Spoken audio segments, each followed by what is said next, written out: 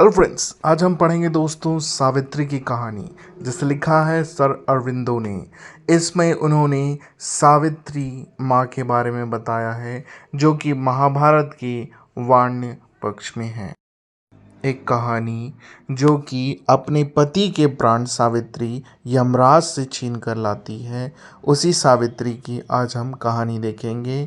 Sir Aurobindo ने इसके बारे में क्या लिखा है, आइए पहले हम सर अरविंदो को ही जान लेते हैं। सर अरविंदो, जिनका जन्म हुआ 15 अगस्त 1872 में और इनकी डेथ हो गई 5 दिसंबर 1950 में, यह एक इंडियन फिलोसोफर, योगी, गुरु, पोएट और नेशनलिस्ट रहे।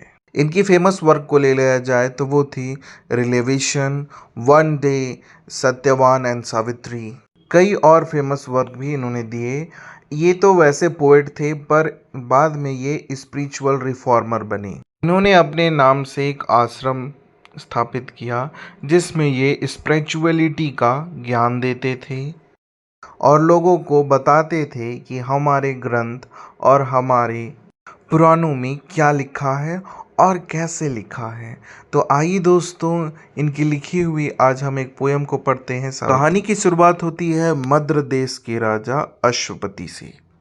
तो ये संतान की प्राप्ति के लिए एक यज्ञ करते हैं। यज्ञ में माता सावित्री आती है, जो कि सूर्यदेव की पत्नी है। वो अश्वपति को वरदान देती है कि तुम्हें एक पुत्री होगी। जब अश्वपति को पुत्री होती है तो वो उनका नाम सावित्री माता पे ही रख देते हैं, यानी उसका नाम सावित्री पड़ता है। सावित्री इतनी गुणवान होती है और वो इतनी सुंदर होती है कि कोई योग्य वर उसके लिए मिल ही नहीं पाता।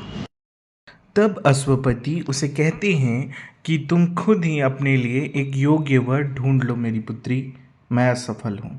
इसके बाद सावित्री 2 सालों के बाद ढूंढ के लाती है राजा दुष्मत सेना के पुत्र सत्यवान को।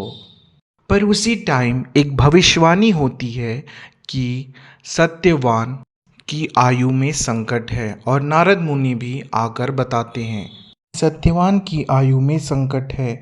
पर सावित्री किसी का भी नहीं सुनती और वो शादी कर लेती है। शादी होने के बाद सावित्री अपने सास ससुर के साथ ही रहती थी। उसके सास ससुर को वनवास मिला था, तो वहीं रहकर वो उनकी सेवा करती थी अपने पति के साथ।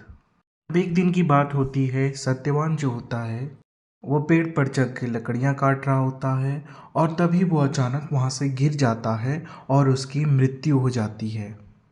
और इसके बाद यमराज आते हैं और सत्यवान के प्राण ले जाने लगते हैं। तभी माता सती जो होती है वो उन दोनों के बीच आ जाती है और अपने घोर तप और बुद्धिमानी से सत्यवान के प्राण बचा लेती है। ये कथा कहित कहानी है। अब इसमें सर अरविंदो ने कुछ देखा और लोगों को बताना चाहा। सर